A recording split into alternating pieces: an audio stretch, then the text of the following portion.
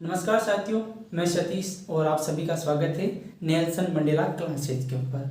अपन किसान आंदोलन पढ़ रहे थे और अपन ने बिजोलिया और बेकू किसान आंदोलन दोनों पढ़ लिए हैं और उनके जो महत्वपूर्ण प्रश्न बनते हैं उनको मैंने सिर्फ 5 मिनट की क्लास के अंदर आपको बेहतरीन तरीके से बताया है। और आज अपन बात करने वाले हैं बूंदी किसान आंदोलन के बारे में।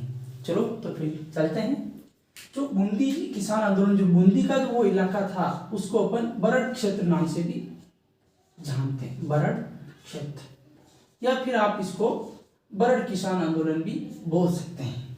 जैसे बिजोलिया और बेगू के अंदर धाकड़ जाति के किसानों की सर्वाधिकता थी या धाकड़ जाति की किसानों की जनसंख्या ज़्यादा थी, वैसे यहाँ पर जो बूंदी किसान आंदोलन में जो सर्वाधिक जाति थी वो थी गुज्जर जाति। गुज्जर जाति के किसान सर्वाधिक थे। यहाँ पर गुज्जर जाति के किसान सर्वाधिक थे। यहाँ पर भी किसान टैक्स की वजह से ज्यादा परेशान थे। तो बूंदी के पास में बिजोलिया और बूंदी लगता है, तो यहाँ पर भी किसान आंदोलन चल रहे थे। तो इन्होंने यहाँ के जो किसान थे इनमें से 2 या 3 किसान आंदोलन साधु सीताराम दास जी से मिले। वो साधु सीताराम दास जी को अपनी समस्याएं बताई। तो साधु सीताराम जी ने बोला कि सबसे पहले तो आप अपना एक गठन या कोई संगठन बनाइए जिससे तुम्हें हर चीज में थोड़ी सी ज्यादा मदद मिल पाएगी। तो जैसे कि हमने वहां पर उपरमाल किसान पंच बोर्ड का गठन किया था, वैसे भी आप वहां पर कुछ करिए। तो फिर बाद में क्या करते हैं, साधु सीताराम दास जी की सहायता से यहाँ पर ये क्या करते हैं, डाबी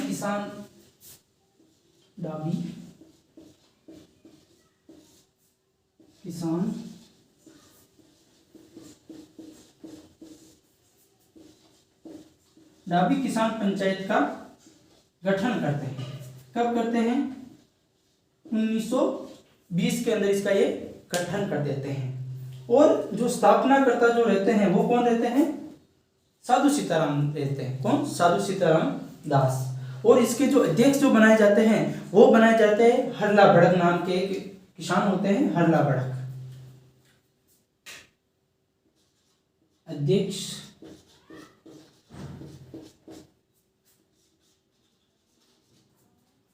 जो बनाए जाएंगे वो किस नाम के से हैं, किसान हरला भड़क। हरला भड़क नाम के किसान थे, उनको यहाँ का अध्यक्ष बनाया गया। किसका, डाबी किसान पंचायत का, जिसका गठन हुआ था 1920 के अंदर। फिर बाद में 1-2 साल बीत जाते हैं लेकिन कुछ राहत नहीं मिलती है। तो फिर बाद में क्या होता है कि जो साधु सीताराम दास जी देखते हैं कि यार कुछ खास फर्क नहीं पड़ा है। तो जो राजस्थान सेवा संघ है उनके जितने भी कार्यकर्ता होते हैं उनसे बातचीत करते हैं साधु सीताराम दास जी, और वहां से एक पंडित नैनूराम शर्मा होते हैं, उनको इस किसान आंदोलन का नेतृत्व करने के लिए भेजते हैं। फिर बाद में अप्रैल 1922 के अंदर यहाँ पर आ जाते हैं अपने पंडित नैनूराम शर्मा।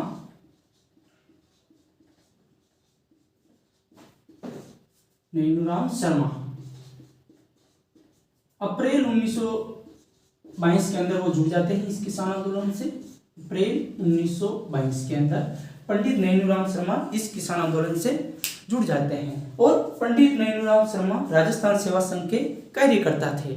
तो ये इस किसान आंदोलन से जुड़ जाते हैं। और फिर बाद में किसान आंदोलन से जुड़ने के बाद में पंडित नैनूराम शर्मा क्या करते हैं, कुछ चीजों को किसानों से कहते कि ये चीजें आप बंद कर दो। कौन कौन सी चीजें वो मैं बताता हूं आपको। जैसे कि अब पंडित नैनूराम शर्मा ने किसानों को कहा कि लगान नहीं देंगे। एक तो क्या नहीं देंगे, लगान, जो उच्च लगान है वो अब नहीं देंगे, लगान नहीं देंगे। और जो जंगल से संबंधित जो टैक्स होता था, जंगल से संबंधित वो भी टैक्स नहीं देंगे। जंगल से संबंधित जो टैक्स होगा वो भी नहीं देंगे, ठीक है। और जो राज की जो चरागाह भूमि होती थी उस पर भी क्या होता था, किसानों को टैक्स लगता था। राज की जो चरागाह भूमि होती थी, तो नैनूराम शर्मा ने कहा कि उसका भी अब अपन टैक्स नहीं देंगे, टैक्स वगैरह देना ही नहीं है बिल्कुल भी। और सरकारी जो न्यायालय थे उनका भी यहाँ पर किसानों ने क्या किया था, बहिष्कार कर दिया था। और एक सबसे बड़ी अच्छी चीज यहाँ पर क्या थी, वो ये थी कि इस आंदोलन के अंदर क्या हुआ था कि किसानों ने जैसे खादी को बढ़ावा दिया। किसको? खादी को बढ़ावा दिया। यहाँ के जो किसान थे इन्होंने खादी को बढ़ावा दिया, खादी को बढ़ावा दिया और विदेशी वस्तुओं का बहिष्कार किया। जो विदेशी जो भी चीजें वस्तुएं आती थी उनका बहिष्कार किया, विदेशी वस्तुओं का बहिष्कार किया यहाँ के किसानों ने। ये सबसे महत्वपूर्ण अच्छी चीज थी यहाँ की।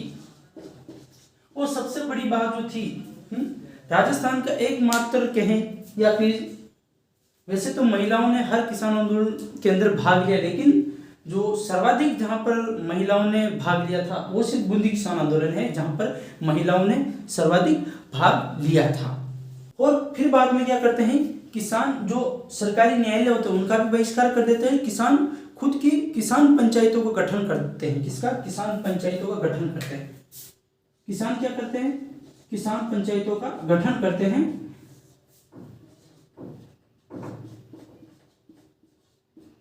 किसान पंचायतों का गठन करते हैं और 4 किसान पंचायतों का गठन करते हैं। कितनी? 4। अब इन किसानों का भी अपने जो भी निर्णय या जो भी फैसले लेने होंगे वो अपनी किसान पंचायतों के माध्यम से लेंगे अपन। अब बूंदी की सरकार के जो न्यायालय है उनके ऊपर अपन बिल्कुल भी निर्भर नहीं रहेंगे। इतना सब कुछ हो गया, लेकिन जो बूंदी सरकार थी वहां के जो महाराजा थे उनके कान पर जूं तक नहीं रेंग रही थी, बिल्कुल भी जूं रेंगने तक का नाम नहीं ले रही थी। जूं से याद आया मेरे को कि तुझसे मिलकर तेरी जुल्फों को संवारूंगा मैं, कि तुझसे मिलकर तेरे बालों को संवारूंगा मैं, सुना है तेरे बालों में जुए बहुत हैं। चलो आगे बढ़ते हैं। फिर क्या होता है कि ये सब कुछ होने के बाद में भी कुछ नहीं होता, तो फिर किसान क्या करते हैं, एक मीटिंग बुलाते हैं एक, और वो कहाँ होती है? डाबी। कहाँ पर होती है? डाबी में किसानों की मीटिंग होती है या किसान पंचायत होती है डाबी के अंदर। डाबी किसानों की मीटिंग होती है, डाबी के अंदर किसानों की मीटिंग होती है।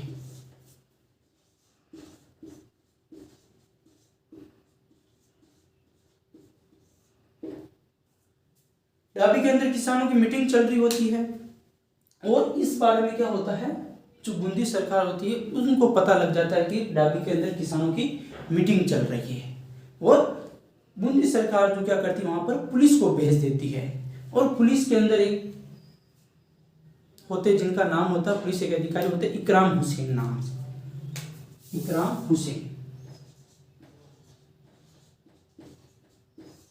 हुसैन नाम से पुलिस अधिकारी होते हैं। और यहाँ पर डाबी किसान आंदोलन के अंदर सभा चल रही होती है और किसान आपस में चर्चा कर रहे होते हैं। तभी वहां पर नानक जी भील क्या कर रहे होते हैं, वहां पर झंडा गीत गा रहे होते हैं। कौन सा गीत? झंडा गीत गा रहे होते हैं। नानक जी पटेल अलग है और यहाँ पर नानक जी भील है, सॉरी है ना, इस चीज में कंफ्यूज मत होना। नानक जी भील यहाँ पर झंडा गीत गा रहे होते हैं। तभी वहां पर इकराम हुसैन क्या कर देते हैं, गोलीबारी शुरू कर देते हैं। और गोलीबारी शुरू करने से क्या होता है, यहाँ पर नानक जी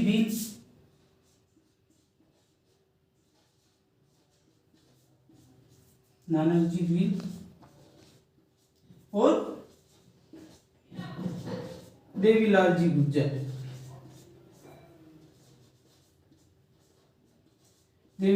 यहाँ पर दोनों क्या हो जाते हैं, ये शहीद हो जाते हैं। अब ये जो डाबी किसान की जो मीटिंग चल रही थी, ये घटना है 2 अप्रैल 1923 की।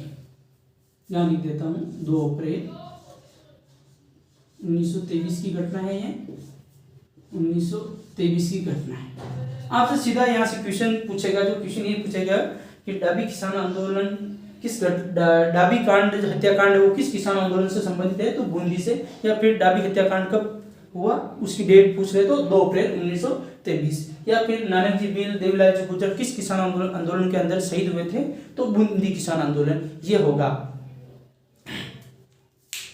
फिर क्या होता है, यहाँ पर इस हत्याकांड की बहुत भारत के अंदर चर्चा होती है और बूंदी सरकार की आलोचना भी होती है। और फिर बाद में क्या होता है, माणिक्यलाल वर्मा, जिनका आपने नाम सुना होगा, राजस्थान सेवा संघ के कार्यकर्ता भी थे वो, माणिक्यलाल वर्मा। माणिक्यलाल वर्मा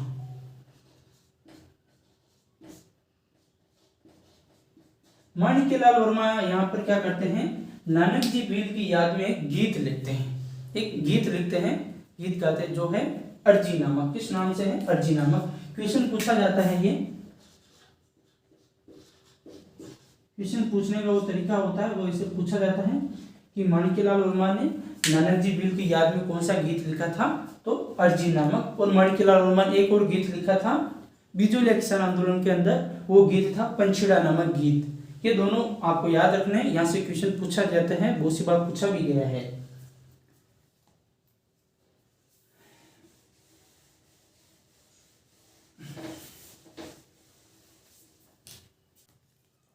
फिर क्या होता है, इस हत्याकांड की जांच के लिए या फिर क्या करते हैं, राजस्थान सेवा संघ के 2 कार्यकर्ताओं को यहाँ भेजते हैं। राजस्थान सेवा संघ के 2 कार्यकर्ताओं को यहाँ भेजते हैं।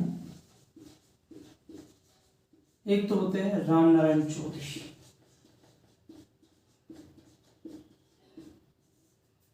राम नारायण चौधरी।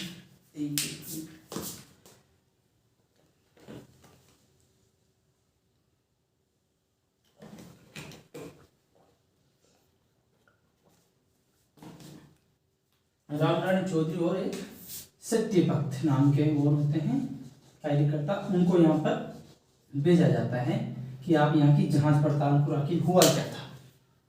तो जब इसकी जांच पड़ताल करते हैं तो राजस्थान सेवा संघ के जितने भी कार्यकर्ता होते हैं सब इस हत्याकांड की निंदा करते हैं और देश के अनेक अखबारों के अंदर इसकी खबर प्रसारित होती है। और फिर क्या होता है, जो बूंदी के जो महाराजा थे उनके ऊपर इसका दबाव पड़ता है, तो वो एक समिति की गठित करते हैं। उस समिति, बूंदी सरकार जो एक जांच कमेटी गठित करती है और उसके अंदर 3 सदस्य होते हैं।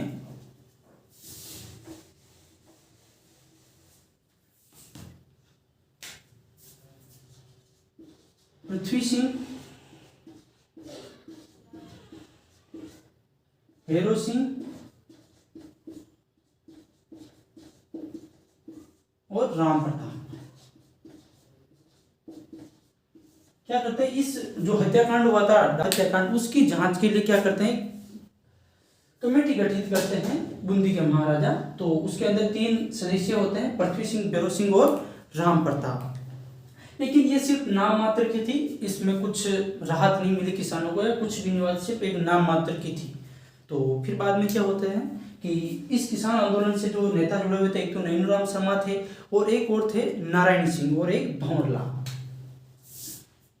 नैनूराम शर्मा, नैनूराम शर्मा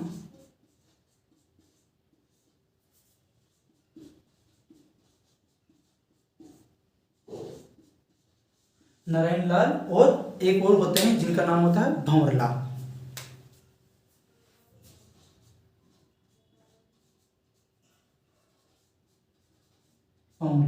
ये तीनों को क्या करते हैं, जेल के अंदर बंद कर देते हैं, इनको गिरफ्तार कर लेते हैं और जेल के अंदर डाल लेते हैं। और ये एकमात्र ऐसा किसान आंदोलन था, मैंने आपको पहले भी बताया, जहां पर महिलाएं भी यहाँ पर नेतृत्व करती है। और यहाँ पर ये एकमात्र रियासत भी थी जहां पर महिलाओं से भी टैक्स लिया जाता था। और फिर क्या होता है, ये नैनूराम शर्मा और नारायण सिंह, इनको क्या करते हैं, गिरफ्तार करने के बाद में क्या करते हैं, ये किसान आंदोलन बिल्कुल धीमा पड़ जाता है। और फिर बाद में क्या होता है, 1936 के अंदर एक बार इस किसान आंदोलन के अंदर चमक दिखाई देती है। 1936 में, 1936 के अंदर इस किसान आंदोलन में एक बार वापस रौनक दिखाई देती है, थोड़ी सी चमक दिखाई देती है। और फिर क्या होता है, 5 अक्टूबर 1936 1936 5 अक्टूबर 1936 को क्या होता है, हिंडोली के अंदर एक हुडेश्वर महादेव का मंदिर है।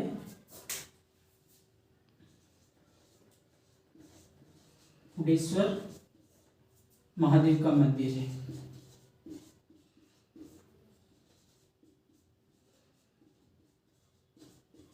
हुडेश्वर महादेव का मंदिर है, वहां पर क्या होता है, सारे किसान इकट्ठा होते हैं और मीटिंग्स होती हैं।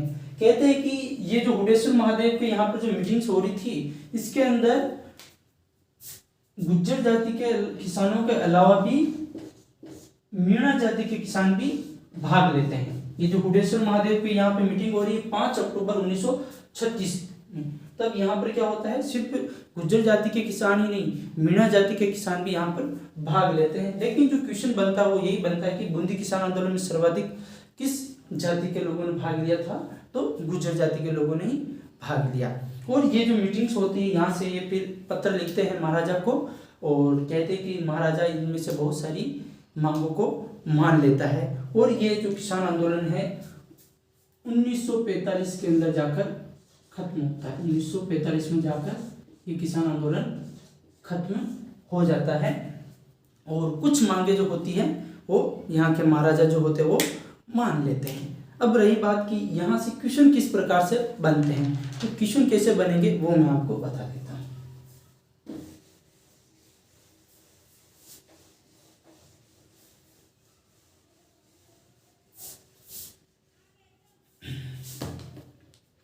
सीधा सा आपसे क्वेश्चन यही उठा के पूछेगा कि भाई के नानक जी भी किस किसान आंदोलन से संबंधित थे, तो सीधा सा आंसर आ जाएगा बूंदी किसान आंदोलन।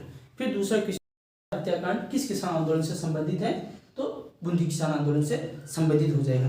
और जो हत्याकांड है उसकी डेट पूछ ले तो 2 अप्रैल 1923, 2 अप्रैल 1923 बस। और इससे ज़्यादा से और क्वेश्चन बिल्कुल भी नहीं बनते हैं, बस नॉर्मल यही क्वेश्चन बनते हैं। और अगला जो अपन टॉपिक है बूंदी किसान आंदोलन हो गया है, अगला अपन अलवर और सीकर के हैं वो पढ़ेंगे। तब तक